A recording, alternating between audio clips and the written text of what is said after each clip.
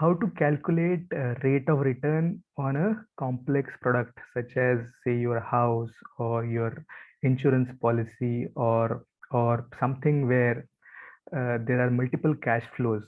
While this is very simple in Excel, but I don't think many people um, take care of this. They are just under the assumption that they're making good returns even though the real picture might be different.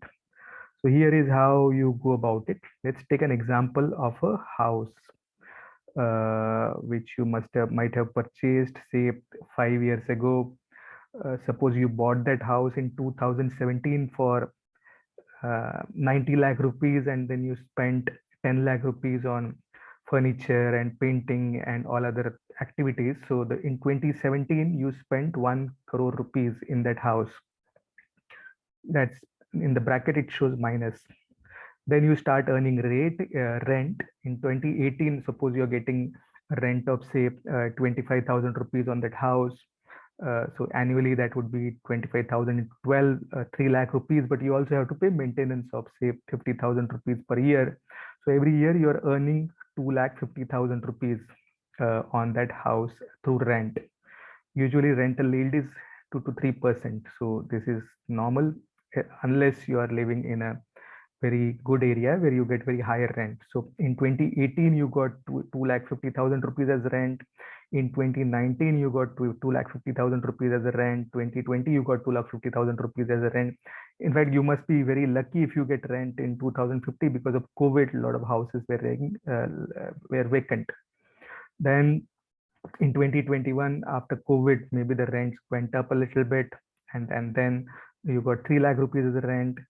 And in 2022, if you do a valuation of this house, or if you sell this house, and if you're lucky to get a better price, say you are able to, your current valuation of your house is 1,25,000 rupees as shown in the year 2022.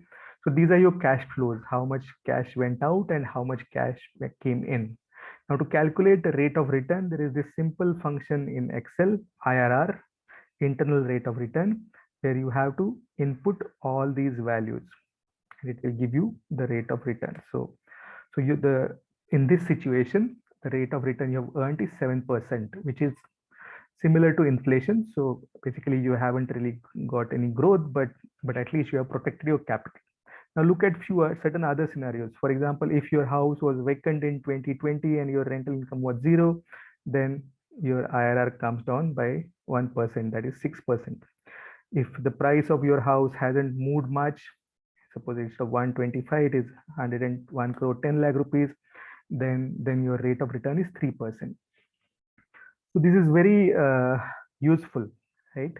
To calculate what happened with your house. If you were lucky and you got a very good price and your price of the value went up by significantly, then if it is 1.5 CR, then your rate of return is 10%. Now you can apply the same logic with your ULIPs or insurance policies or any other complex products. It's very useful to know these numbers to see whether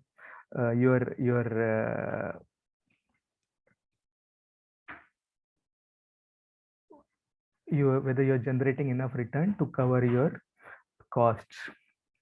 I hope this was useful, and if you like it, please do share with your friends and family who might also benefit from this. Thank you.